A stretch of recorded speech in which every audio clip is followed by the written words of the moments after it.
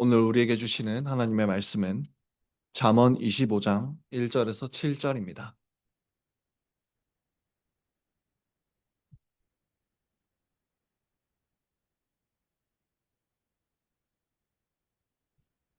잠언 25장 1절에서 7절 말씀. 이것은 하나님의 말씀입니다. 하나님의 복된 말씀을 들으십시오. 이것도 솔로몬의 잠언이요 유다 왕 히스기야의 신하들이 편집한 것이니라. 이를 숨기는 것은 하나님의 영화요 이를 살피는 것은 왕의 영화니라. 하늘의 높음과 땅의 깊음 같이 왕의 마음은 헤아릴 수 없느니라. 은에서 찢기를 제하라. 그리하면 장색에 쓸만한 그릇이 나올 것이요. 왕 앞에서 악한 자를 제하라. 그리하면 그 위가 의로 말미암아 견고히 서리라. 왕 앞에서 스스로 높은 채 하지 말며 대인의 자리에 서지 말라. 이는 사람이 너더러 이리로 올라오라 하는 것이 내 눈에 보이는 귀인 앞에서 저리로 내려가라 하는 것보다 나음이니라. 아멘. 오늘 읽은 말씀을 통해 숨기심과 드러내심, 숨기심과 드러내심이라는 제목으로 하나님의 말씀을 선포하겠습니다. 여러분, 병원은 어떤 곳입니까? 우리 자녀들, 병원은 어떤 곳인가요? 네, 그렇죠. 네, 의료인들이 환자들의 병을 다루고 고치는 곳입니다. 그렇다면 법원은 어떤 곳입니까? 법조인들이 법을 다루고 또 그런 곳입니다. 여러분, 그렇다면 교회는 어떤 곳일까요? 교회는 무엇을 다루는 곳일까요? 교회는 하나님께서 우리의 죄를 다루시는 곳입니다. 하나님께서는 때로 어떤 죄를 공적으로 드러내어 다루기도 하십니다. 이렇게 어떤 죄가 드러나고 알려졌을 때, 죄가 드러날 때 우리는 각기 다른 반응을 보입니다. 교만하게 반응하기도 하고 겸손하게 반응하기도 합니다. 마침 오늘 본문은 하나님께서 죄를 드러내실 때 우리가 어떤 반응을 보여야 할지 알려줍니다. 무엇이 교만한 반응이고 무엇이 겸손한 반응인지 알려준다는 것입니다.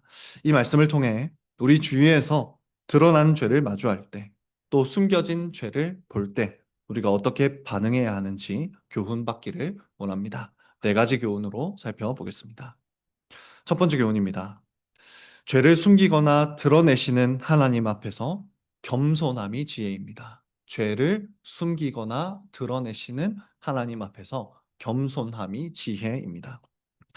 먼저 1절을 보십시오. 1절을 보시면 이것도 솔로몬의 잠언이요 유다 왕 히스기야의 신하들이 편집한 것이다 말씀합니다. 이 말씀을 보면 솔로몬이 남긴 잠언인 것을 알 수 있습니다. 오늘 이 말씀을 통해 솔로몬이 들려주는 지혜를 들어보시기 바랍니다. 이어지는 2절입니다. 이를 숨기는 것은 하나님의 영화요 이를 살피는 것은 왕의 영화니라. 여기서 보듯이 이를 숨기는 것과 이를 살피는 것이 나열되고 있습니다. 먼저 하나님은 이를 숨기시고 또 드러내시는 분입니다. 여러분 한번 상상해 보십시오. 만약에 세상의 모든 일들이 다 드러난다면 어떻게 되겠습니까? 세상은 엉망이 되고 말 것입니다. 여러분, 우리 마음속에 수많은 죄들이 있지 않습니까? 이것들이 다 지금 밖으로 드러난다고 생각해 보십시오. 그러면 서로 부끄러워서 가족 관계도 유지되지 못할 것입니다. 그러므로 하나님께서는 여러 가지 일들을 적절히 숨기십니다. 그렇게 하심으로써 세상을 운행해 나가시는 것입니다. 처럼 이를 숨기는 것은 하나님의 고유 권한이자 하나님의 영광이다라고 할 수 있습니다. 반대로 하나님께서는 자신의 뜻에 따라 일들을 드러내시기도 합니다. 특히 누군가의 범죄가 세상에 드러나게 하실 때가 있습니다. 뉴스를 보십시오. 그동안 숨겨졌던 범죄가 사회적으로 알려지게 되는 일이 얼마나 많이 있습니까? 여러분, 이것은 구약의 이스라엘에서도 마찬가지였는데요. 하나님께서는 숨겨져 왔던 누군가의 죄를 드러내서 다루게 하시기도 하셨습니다. 이처럼 하나님께서 누군가의 죄를 드러내실 때 그때 드러난 죄를 다루던 사람들이 있습니다. 누구냐 하면 바로 왕입니다. 구약의 왕들은 하나님께서 드러내신 죄에 대해서 살펴서 재판을 하고 판결을 내렸습니다. 그것이 하나님께서 또한 왕들에게 주신 권한이자 의무였습니다. 왕들이 드러난 일을 잘 살피고 잘 다룬다면 그것 자체가 왕의 영광이 되었습니다. 그래서 이 절을 다시 보시면 이를 살피는 것이 왕의 영화다, 영광이다라고 말씀하고 있습니다. 그런데 왕들은 하나님의 뜻과 또한 백성들의 유익을 고민하면서 지혜롭게 일들을 다루었습니다. 어떤 경우에는 비밀스럽게 일을 처리해야 할 때도 있었을 것입니다. 모두의 유익을 위해 어떤 일들을 일정 부분을 숨기기도 해야 했을 것입니다. 그러다 보니 백성들은 왕이 무엇을 고려해서 어떻게 일을 처리했는지 100%다 알지는 못했습니다. 그래서 3절을 보시면 그런 왕의 모습을 묘사하고 있습니다.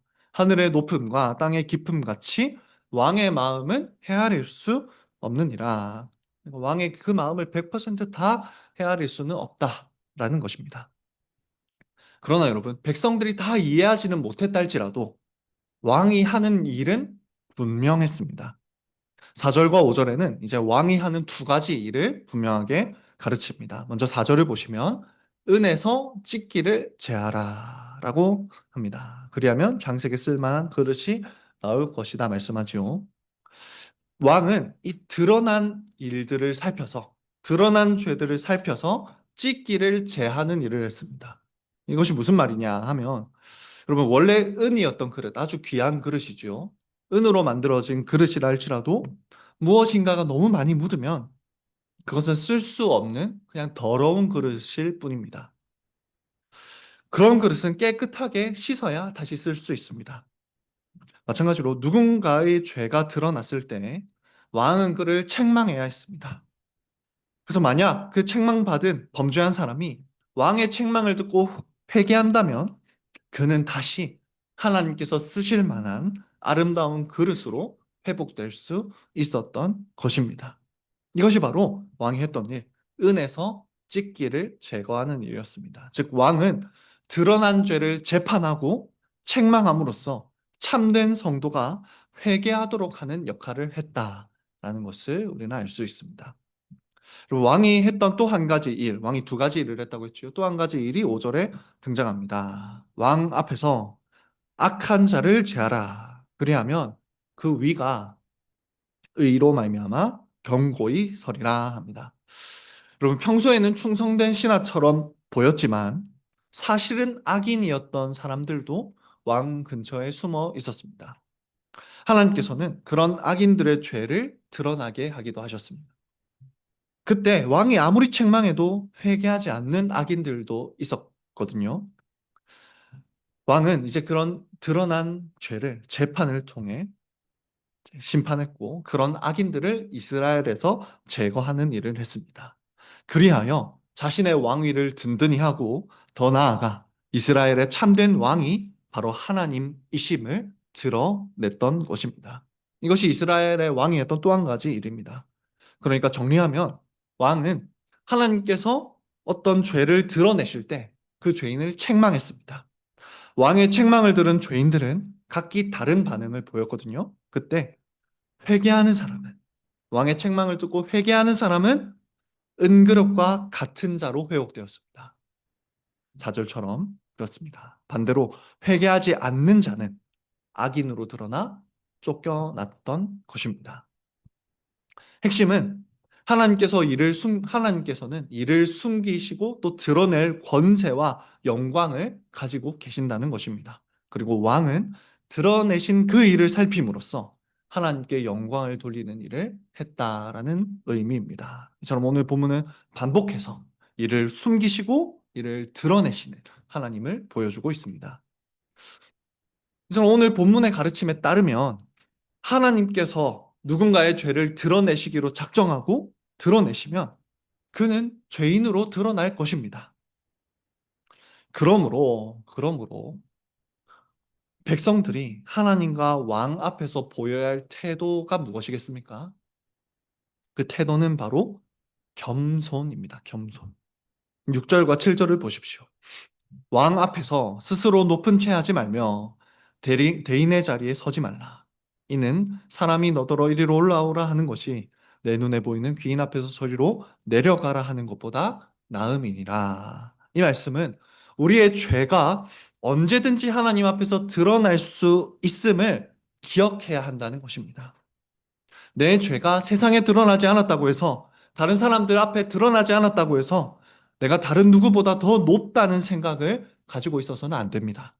대인의 자리에 서서는 안 된다는 것입니다. 하나님께서 얼마든지 우리의 죄를 드러내셔서 낮은 자리로 내려가라 하실 수 있는 분임을 꼭 기억해야 한다는 말씀입니다. 따라서 우리는 내가 누구보다 더 낫다는 생각을 가지지 말아야 합니다. 그저 주께서 우리에게 죄를 숨겨주시는 은혜를 베풀고 계심을 그저 믿으며 겸손해야 할 뿐입니다. 그러므로 여기서 우리는 본문이 가르치는 지혜를 알 수 있습니다. 그 지혜는 무엇입니까? 첫 번째 교훈을 반복합니다. 죄를 숨기거나 드러내시는 하나님 앞에서 겸손함이 지혜입니다. 두 번째 교훈입니다. 우매한 우리는 죄를 숨기거나 드러내시는 하나님 앞에서 교만합니다. 그리고 하나님께서 당장이라도 우리의 죄를 드러내시면 우리 중 누구도 높은 채 할 수 없을 것입니다. 모두 다 부끄러워서 숨을 곳을 찾을 것입니다. 그런데 많은 사람들이 자신은 큰 죄인이 아니라서 자신의 죄는 드러나지 않았다고 생각합니다. 그러니까 나는 그만큼 큰 죄는 안 저질러서 내 죄는 드러나지 않았다 라고 생각합니다. 이렇게 자신의 죄가 드러나지 또 않을 거라고도 생각합니다. 그렇게 큰 죄를 저지르지 않았으니까 하면서 말입니다. 자신의 죄가 드러나지 않을 거라고 생각하는 사람들의 특징은 교만한 태도를 가지는 것입니다. 특히 교회에서 권징이 시행되었을 때 그 교만함이 드러납니다. 오늘 본문에서 보듯이 구약시대의 왕은 어떤 역할을 한다고 했습니까? 하나님께서 죄를 드러내실 때 그 죄를 판단하는 역할, 다루는 역할을 왕이 했다고 했습니다. 이제 신약 시대에는 그 왕적인 사역을 교회의 치리회가 이어받습니다. 하나님께서는 교회에서 어떤 죄가 드러나게도 하십니다. 그리고 그때 그 치리회가 죄를 살피고 또한 권징하게 하십니다. 그러니까 우리는 치리회의 권징을 통해서 죄를 드러내시고 살피시는 하나님의 이 왕적 사역을 경험한다는 것입니다. 이렇게 치리회가 공적인 권징을 시행할 때 사람들은 교만한 마음을 가지기가 쉽습니다. 어떤 누군가보다 내가 더 낫다고 생각하기 쉽습니다. 자신은 그 정도의 죄인은 아니라고 생각하며 우월감을 가지기 쉽습니다. 여러분, 사탄이 원하는 것이 바로 이런 마음입니다. 교만한 마음을 가지는 것. 이것이 사탄이 가장 즐거워하는 우리의 태도입니다. 여러분, 그래서 따라서 권징 이후가 더 중요합니다. 권징이 시행되었을 때 우리는 의도적으로 하나님 앞에서 우리가 얼마나 낮은 존재인지를 돌아보아야 합니다. 하나님께서 드러내지 않으신 우리의 죄가 얼마나 많습니까? 그 죄들을 의도적으로 스스로 돌아보며 헤아려 보아야 한다는 것입니다. 하지만 안타깝게도 우리는 스스로의 숨겨진 죄를 잘 생각하지 않습니다. 그래서 교만합니다. 권징이 시행될 때뿐만 말하는 것이 아닙니다. 우리는 평소에도 그렇습니다. 특별히 안타깝게도 교리를 잘 배운 성도 또는 교리를 중요하게 여기는 교회일수록 그런 경향이 생기기 쉽습니다. 정확히 말하면 교리를 잘못 배운 성도이지요. 그런 성도들은 누군가의 죄가 드러났을 때 그 드러난 죄에 대해서 비난하기에 급급합니다. 그러면서 중요한 것은 그 마음에 어떤 마음을 가지느냐? 우월감과 쾌감을 가집니다. 어떤 죄가 드러났을 때 비난하면서 우월감과 쾌감을 가진다는 것입니다. 그러나 여러분, 하나님께서는 우리가 교만한 마음을 가지게 하시려고 무엇이 죄인지 우리에게 알려주신 것이 아닙니다. 하나님 우리가 정죄하면서 우월감을 느끼게 하시려고 누군가의 어떤 죄를 드러내시는 것이 아닙니다. 오늘 본문에 따르면 하나님께서 어떤 죄를 드러내시는 목적이 무엇입니까? 범죄한 그가 회개하게 하시려고 그 죄를 드러내신 것입니다. 범죄한 그가 은그릇일지 아니면 쓸 수 없는 그릇인지 모르지만 회개의 기회를 주셔서 자신이 은그릇임을 확인할 기회를 주신 것입니다. 이를 드러내신 이 하나님의 의도, 죄를 드러내신 하나님의 의도를 생각하지 않고 드러난 죄에 대해서 정죄하면서 우월감을 느끼는 것은 죄입니다. 또한 여러분, 하나님께서 어떤 죄를 드러내실 때가 있거든요. 죄를 드러내시는 또 한 가지의 목적은 우리 또한 회개하게 하기 위함임을 기억해야 하겠습니다. 여러분, 우리는 정도의 차이가 있을 뿐, 우리도 다 똑같은 죄를 짓습니다. 그저 정도의 차이가 있을 뿐입니다. 우리도 하나님께 거역합니다. 우리도 우상을 섬깁니다. 드러난 죄보다 훨씬 더 추악하고 더 깊은 우리의 숨겨진 죄들이 있습니다. 여러분, 그 죄들을 보십시오. 하나님께서 당장이라도 그 죄들을 드러내시면 우리가 얼마나 큰 부끄러움을 당하게 될지 기억해야 한다는 말입니다. 여러분, 그러니 드러난 죄를 바라볼 때 우리는 겸손해야 합니다. 상대방의 회개를 위해서 기도해야 합니다. 그리고 우리도 같은 죄인이고 또한 더한 죄인임을 기억하면서 회개하고 또 회개하는 것이 바로 우리가 해야 할 일이다라는 것입니다. 그리고 그런 점에서 생각해 볼 때 많은 것을 배운 교회, 교리를 중요하게 여기는 교회, 바른 교회로 건강한 교회로 소문난 교회, 그런 교회는 남들보다 더 많이 슬퍼해야 마땅할 것입니다. 더 많이 슬퍼해야 합니다. 소위 바름을 추구하는 교회들은 한국 교회의 잘못된 그런 죄들이 얼마나 많습니까? 그런 죄들을 바라보며 정죄하며 쾌감을 느끼는 것이 아니라 아픈 가슴을 끌어안고 더 많이 기도해야 마땅할 것입니다. 정죄를 내려놓고 그들의 회개를 위해 눈물로 기도해야 한다는 것입니다. 이것이 구약의 선지자들이 하던 일입니다.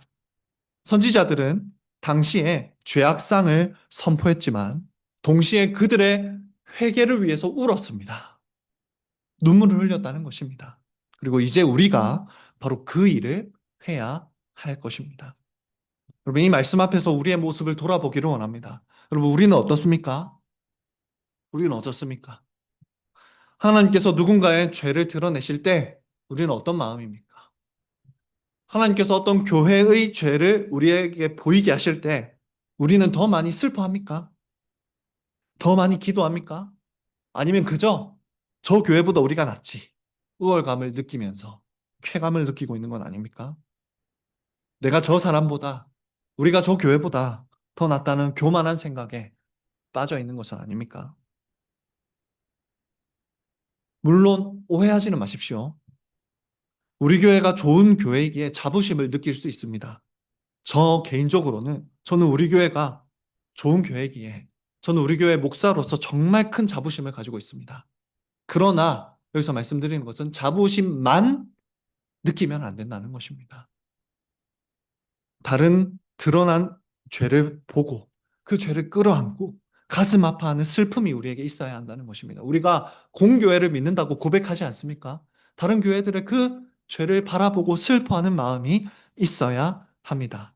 그 교회도 하나님께서 사랑하는 교회요, 그 성도도 하나님께서 사랑하는 성도임을 기억하시기 바랍니다.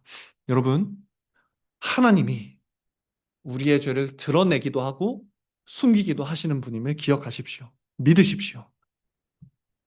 하나님이 이 죄를 드러내기도 하고 숨기신다는 것을 믿지 않으면 우리는 필히 교만해질 수밖에 없습니다. 우리가 잘나서 우리의 죄가 드러나지 않았다고 생각합니다.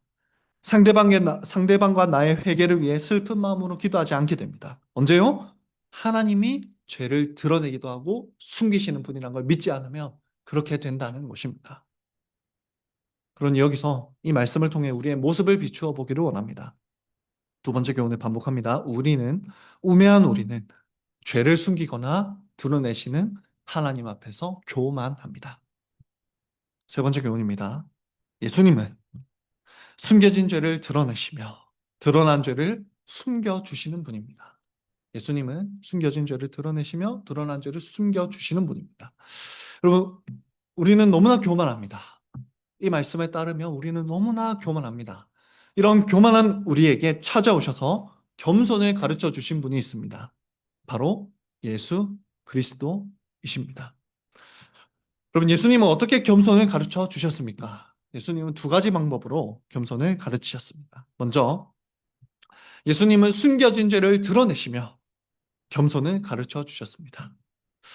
예수님이 바리새인들을 어떻게 대하셨는지를 한번 생각해 보시기 바랍니다. 여러분, 우리는 바리새인이라고 하면 어떤 이미지가 떠오릅니까? 아주 나쁜 사람들, 좀 외식하는 사람들, 이런 이미지가 떠오르지 않습니까? 그런데 당시 백성들에게 바리새인은 누구보다 존경받는 사람이었습니다. 저 바리새인을 봐라 라고 그런 칭송을 들으며 존경을 받는 사람이었습니다. 그리고 어떻게 바리새인이 존경받았을까요? 그들은 죄를 숨기는 데 명수였습니다. 숨기는 데 명수였습니다. 그들은 자신들의 죄를 철저히 숨겼습니다. 그리고 자신들의 죄가 결코 드러나지 않을 거라고 생각했습니다. 그래서 사람들에게 존경을 받았던 것입니다. 하지만, 하지만 그들의 마음속에는 교만의 죄가 가득했습니다. 누군가의 죄가 드러나면 마음속으로 우월감을 느끼곤 했습니다. 성전에 올라간 그 바리새인과 세리의 기도를 한번 생각해 보십시오. 거기서 보면 바리새인의 마음이 가장 분명하게 드러납니다. 바리새인은 내가 저 세리와 같지 않음을 하나님께 감사합니다 라고 했습니다. 이것이 바로 바리새인의 마음속에 있던 교만이었습니다.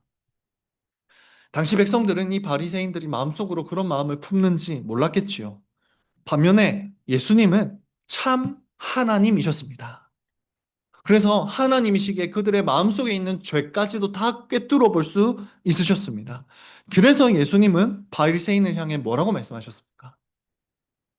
겉으로는 회칠한 무덤 같으나 그 속에 있는 죄를 내가 보는데 그 죄가 정말 더러워서 속에서는 냄새나고 더러운 시체가 썩은 것 같구나 라고 하신 것입니다. 무엇을 하고 계십니까? 예수님은 지금 바리새인의 숨겨진 죄를 드러내시며 그들이 교만하다라고 말씀해 주신 것입니다. 그럼 이제 이 말씀을 듣는 우리도 무엇이 교만인지 알게 됩니다. 여러분, 교만이 무엇입니까? 자신의 마음속에 감추어진 죄는 생각하지 않고 드러난 죄들을 바라보며 우월감을 느끼는 것이 교만입니다. 여러분, 우리 마음에 이런 교만이 가득 차 있지 않습니까? 드러난 죄들을 바라보며 우리는 그렇지 않다. 우리는 저 죄인 정도는 아니다. 라고 생각한다면 우리도 어쩌면 그 바리새인과 같은 모습일 수 있습니다. 예수님은 이처럼 숨겨진 죄를 드러내심으로써 겸손을 가르치셨습니다. 더 나아가 예수님은 드러난 죄를 가려주심으로써 또한 겸손의 유익을 가르쳐 주셨습니다. 여러분, 예수님은 바리새인의 죄는 드러내셨지요. 그런데 반대의 일도 하셨습니다. 반대의 일이 무엇입니까? 죄인들이 회개할 때 그 죄를 가려주시기도 했다는 것입니다. 여러분, 교만한 바리새인들은 죄인들과 함께 하지도 않았습니다. 저 사람들과 내가 어떻게 같은 자리에서 식사를 하냐 라고 하면서 같은 자리에도 앉지 않았습니다.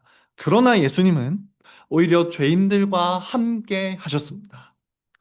그리고 예수님 앞에 선 죄인들은 자신의 죄를 자복했습니다.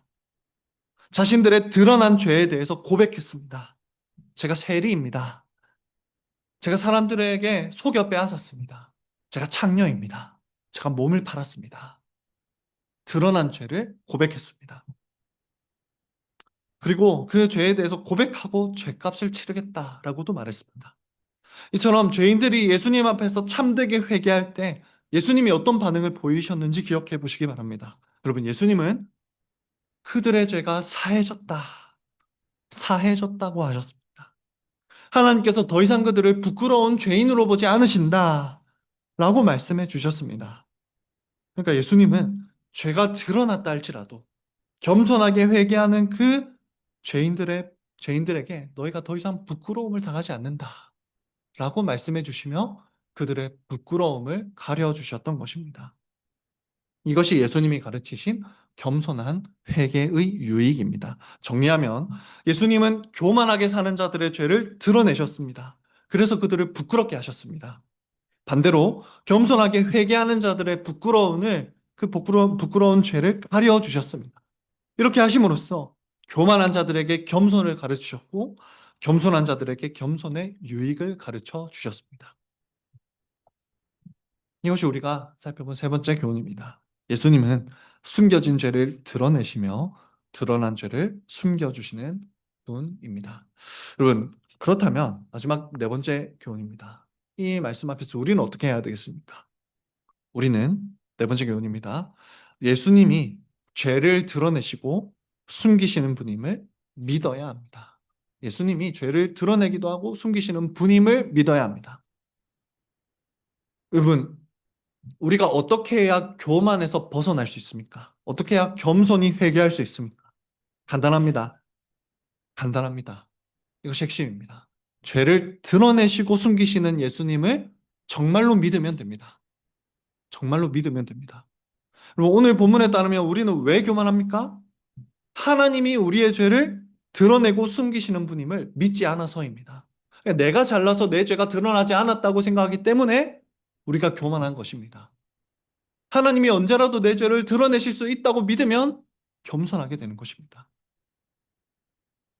내가 경건해서, 내가 거룩해서 내 죄가 드러나지 않았다고 생각하는, 믿는 우리에게 답은 하나님이 정말로 죄를 드러내기도 하고 숨기시는 분이다라는 것입니다. 여러분, 우리가 믿기 싫어도, 우리가 이 진리를 믿기 싫어도요, 예수님이 정말로 죄를 드러내시는 분임을 믿게 될 날이 옵니다. 우리가 정말 이걸 믿기 싫어도 믿게 될 날이 옵니다. 언제입니까? 예수님께서 이 세상에 다시 심판하러 오시는 그날에 우리는 정말로 알게 될 겁니다. 무엇을 알게 됩니까? 예수님이 정말 죄를 드러내시는 분이구나. 그래서 알게 될 겁니다. 그날이 오면 예수님께서 우리의 죄를 다 드러내실 것입니다. 예수님은 하나님이시자 동시에 왕이십니다. 그래서 오늘 본문이 말씀하는 것처럼 우리의 모든 죄를 다 하나님으로서 드러내실 것입니다. 또한 오늘 본문이 말씀하는 왕처럼 우리의 모든 죄를 샅샅이 살피실 것입니다. 이렇게 우리의 죄가 다 드러나게 되면요, 우리는 상상하기도 싫은 치욕을 겪게 될 것입니다. 사실 이 땅에서는, 여러분, 우리가 이 땅에서는 아무리 우리 죄가 많이 드러난다고 하더라도, 우리 죄가 아무리 많이 드러난다고 하더라도 다 드러나는 게 불가능합니다. 우리의 죄는 다 드러나는 게 이 땅에서는 불가능해요. 왜냐하면 우리는 사람의 마음속에 있는 그 죄를 다 볼 수 없기 때문입니다. 그러나 그날에는 우리의 모든 죄가 정말 샅샅이 다 드러날 것입니다. 그때 온 세상 사람들이, 모든 사람들이 우리의 더러운 죄를 다 볼 것입니다. 그리고 심지어 우리를 가장 아껴주던, 우리를 가장 사랑해주던 사람들까지도, 우리를 존경하던 사람들까지도 우리의 죄를 샅샅이 다 보게 될 것입니다. 여러분, 사람들의 그 실망이 가득 찬 눈빛을 한번 상상해 보시기 바랍니다. 정말 실망이 가득 찬 눈빛으로 우리를 보게 될 것입니다. 얼마나 몸서리치게 부끄럽겠습니까? 그런데 여러분, 우리는 사람들의 그 눈빛과 비교할 수도 없는 또 다른 눈빛을 보게 될 것입니다. 바로 하나님의 눈빛입니다. 그리고 하나님의 눈빛은 세상 모든 사람들의 눈빛을 다 합친 것보다 더 큰 부끄러움을 우리에게 줄 것입니다. 하나님께서 경멸스러운 눈빛을 우리에게 쏘실 때 우리는 말로 다 할 수 없는 수치를 경험하게 될 것입니다. 더 나아가 여러분, 이 땅에서는 아무리 정말 수치스러운 일이라도, 큰 부끄러운 일이라도 결국에는 시간이 지나면 잊혀지기 마련입니다. 사람들은 그렇게 우리에게 관심이 없습니다. 잊혀집니다.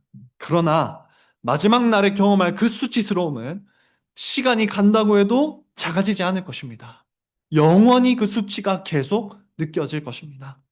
여러분, 이것이 교만한 자가 경험하게 될 수치와 부끄러움입니다. 이 모든 일이 누구에게 일어나느냐? 예수님이 죄를 드러내시고 숨기시는 분이라는 이 진리를 믿지 않고 교만하게 사는 자들이 경험하게 될 일입니다. 그러면 오늘 본문이 교훈하는 대로 죄를 드러내시고 숨기시는 예수님을 진정 믿으면 어떻게 될까요? 여러분, 믿으면 놀랍게도 우리의 죄들은 다 가리워질 것입니다. 다 가리워질 것입니다. 감사하게도 예수님은 우리에게 시간을 주십니다. 우리에게 생명이 허락된 그 시간이 겸손히 예수님을 믿고 회개할 시간입니다. 이 시간 동안 예수님을 진정으로 믿고 회개하면 마지막 날에 우리의 수치가 드러나지 않을 것입니다. 오히려 허물의 가리워짐을 경험하게 될 것입니다. 여러분, 우리가 허물이 가리워질 것, 우리의 수치가 드러나지 않을 것, 이걸 어떻게 확신할 수 있느냐? 이것을 보면 확신할 수 있습니다. 십자가를 보면 확신할 수 있습니다. 여러분, 예수님은 십자가에서 무엇을 경험하셨습니까?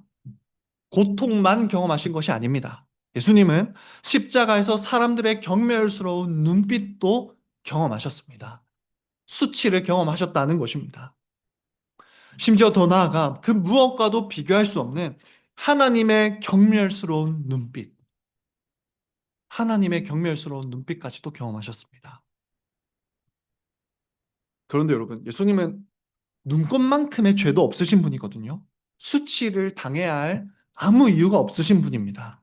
그런데 예수님이 왜 그런 눈빛을 경험하셨습니까? 바로 우리들 때문입니다.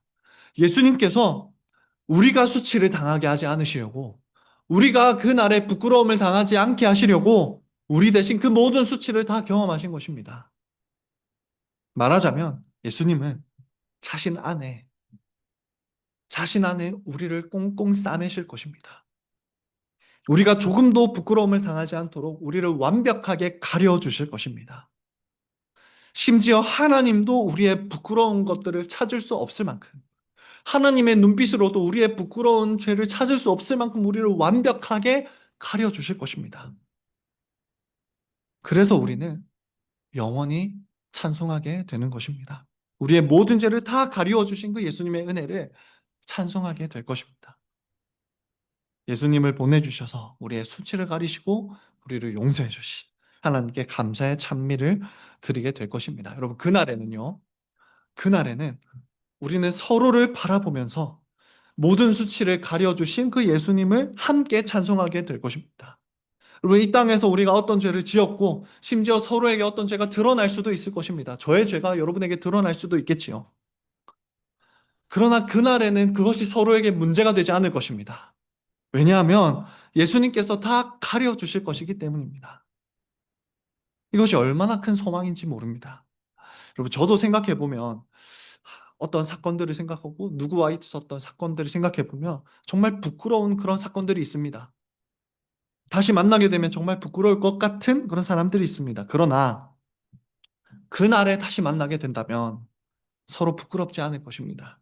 왜냐하면 예수님께서 저의 부끄러움과 또 그의 부끄러움을 다 가려 주실 것이기 때문입니다. 여러분, 그리고 우리는 이 부끄러움을 가려 주신 은혜를, 이 십자가를 보여주는 은혜를 매주 경험합니다. 언제입니까? 바로 이 성찬의 자리에서 경험합니다. 여러분, 교리문답에 따르면 성찬은 누가 참여합니까? 예수님 안에서 자신의 연약함이 다 가리워졌음을 믿는 자가 성찬에 참여합니다. 따라서 이 성찬은 우리의 수치가, 부끄러움이 가리워질 것을 확신하게 해주는 시간인 것입니다. 예수님을 믿는 자들은 마지막 날에도 수치가 드러나지 않고 가리워질 것을 확신하며 겸손한 마음으로 이 성찬에 참여할 수 있습니다. 여러분, 이것이 바로 예수님을 진정으로 믿는 자들이 누릴 복입니다. 정확히 말하면 예수님께서 우리 대신 십자가에서 모든 부끄러움을 다 당해주셨다는 것을 믿고 겸손하게 회개하는 자들, 그 자들에게 주어질 복이 바로 이런 복입니다. 사랑하는 성도 여러분, 그러니 겸손하게 회개하는 우리가 되기를 원합니다. 우리의 죄가 드러날 날이 있을 것입니다. 그때 어떻게 하면 됩니까? 겸손하게 회개하면 됩니다. 잘못을 저지른 사람이 있다면 찾아가서 사과하고 회개하면 됩니다. 형제여, 또 자매여, 모든 여러분 들으십시오. 회개하면 됩니다. 정말로 예수님을 다시 믿고 회개하면 됩니다. 또 여러분, 우리가 다른 지체의 드러난 죄를 바라볼 날도 있을 것입니다. 그때 정죄하거나 우월감을 가지지 마시기 바랍니다. 그때 그저 죄가 드러난 자들이 회개하기를 기도하십시오. 그들의 죄가 지금은 드러났지만 그리스도의 심판대 앞에서는 숨겨지기를 기도하십시오. 또한 드러나지 않은 우리의 수많은 죄들을 바라보며 우리 자신의 죄를 겸손히 회개하시기 바랍니다. 여러분, 예수님께서는 이처럼 교회에서 회개가 계속 일어나게 하시려고 지금도 예수님은 죄를 드러내기도 하시고 숨기기도 하시는 것입니다. 우리가 겸손히 회개하며 마지막 날에는 모든 수치가 가려지게 하시려고 이를 드러내기도 하고 숨기기도 하시는 예수님을 믿으시기 바랍니다. 그러니 마지막 네 번째 교훈을 반복합니다. 우리는 죄를 드러내기도 하시고 숨기기도 하시는 예수님을 믿어야 할 것입니다. 말씀을 맺겠습니다. 오늘 잠언이 가르치는 지혜는 명료합니다. 죄를 숨기기도 하고 드러내기도 하시는 하나님을 믿으라는 것입니다. 그 예수님을 믿으라는 것입니다. 그것을 믿고 겸손한 태도로 살라는 것입니다. 여러분, 겸손이 무엇인지 꼭 기억하시기 바랍니다. 우리 마음에 숨겨진 죄를 회개하며 나아가는 것이 겸손입니다. 우리의 죄를 가려주실 예수님께 감사하며 날마다 회개하는 것이 겸손입니다. 다른 누군가의 죄가 드러났을 때 가슴 아파하며 그의 회개를 위해 기도하는 것이 겸손입니다. 다른 교회의 죄를 바라보며 가슴 아파하고 그 교회의 회복을 위해 기도하는 것이 겸손입니다. 이 잠언이 가르치는 지혜에 따라 진정으로 믿고 회개하며 겸손의 삶을 사는 우리가 되시기를 바랍니다. 그리하여 우리가 예수님 안에서 모든 부끄러움이 가리워진 자임을 날마다 증명하는 모든 성도가 되기를 바랍니다.